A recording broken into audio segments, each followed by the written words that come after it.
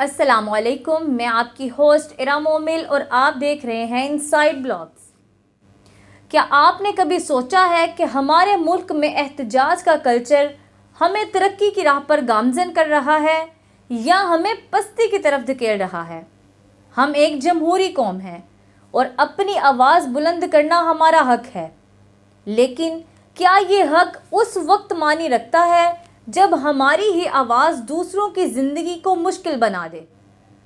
آج کے ولاگ میں ہم بات کریں گے ایک ایسے موضوع پر جو پاکستان کی ترقی اور ہماری قومی شناخت کے لیے نہایت اہم ہے۔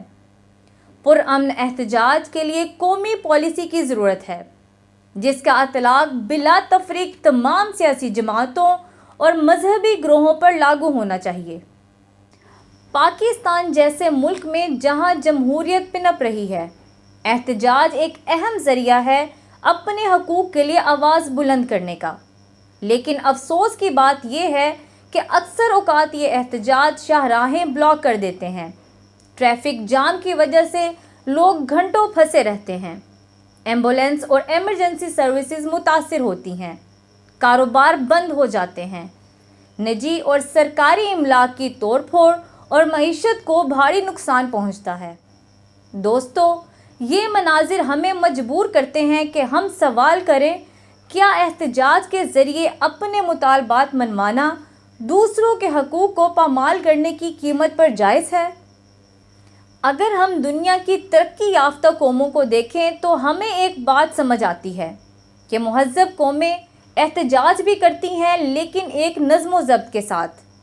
پاکستان کو اب ایک ایسی پالیسی کی ضرورت ہے جو نہ صرف مظاہرین کو ان کا حق دے، بلکہ عوام کی روزمرہ زندگی اور قومی معیشت کو بھی محفوظ رکھے۔ ایک پرامن پاکستان جہاں احتجاج اور نظم و ضبط ایک ساتھ چلتے ہیں، اس کے لیے حکومت فوری طور پر قانون سازی کرے۔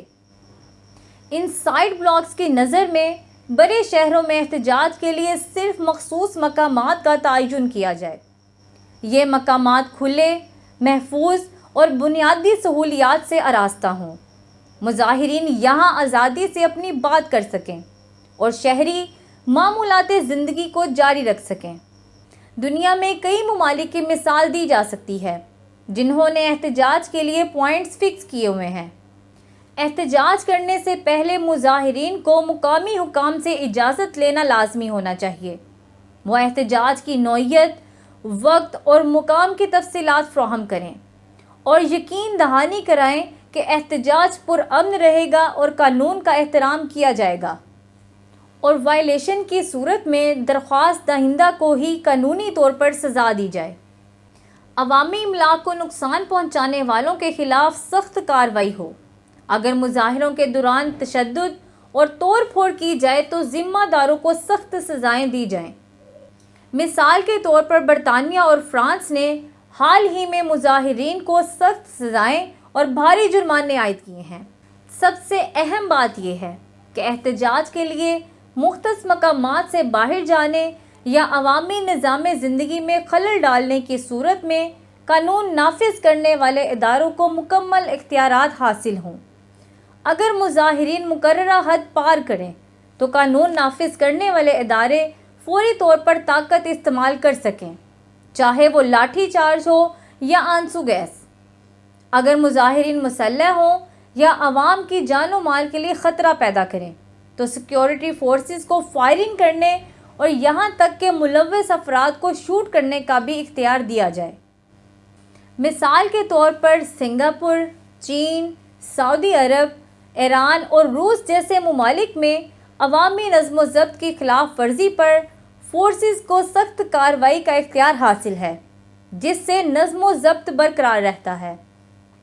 حکومت کو بھی چاہیے کہ وہ مظاہرین اور عوام کے درمیان توازن قائم رکھیں، احتجاجی رہنماؤں کے ساتھ بات چیت کریں، مظاہروں کے دوران سیکیورٹی فراہم کریں تاکہ عوامی امن قائم رہے، میڈیا کے ذریعے احتجاج کے قوانین اور ضوابط کی وضاحت کریں۔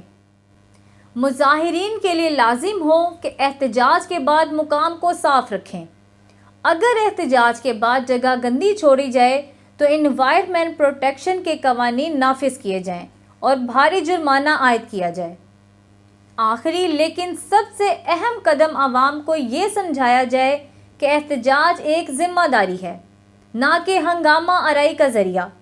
میڈیا اور ورکشاپس کے ذریعے مظاہرین کو تربیت دی جائے کہ وہ اپنے حق کو پرامن طریقے سے استعمال کریں۔ دوستو، اگر ہم پاکستان کو ایک عظیم اور ترقی یافتہ ملک دیکھنا چاہتے ہیں تو ہمیں اپنے احتجاج کے طریقے بدلنے ہوں گے۔ اپنی آواز بلند کریں، لیکن کسی کے حق کو پامال کیے بغیر۔ پرامن احتجاج کریں، لیکن تشدد اور نقصان سے دور رہیں۔ قانون کے دائرے میں رہ کر اپنے حقوق کا مطالبہ کریں۔ یہ ایک اہم ذمہ داری ہے۔ آئیے مل کر ایک پرامن پاکستان بنائیں۔ امید ہے آپ کو یہ ویڈیو پسند آئی ہوگی۔ ایسی مزید ویڈیوز دیکھنے کے لیے ہمارے چینل کو لائک اور سبسکرائب کریں۔ شکریہ۔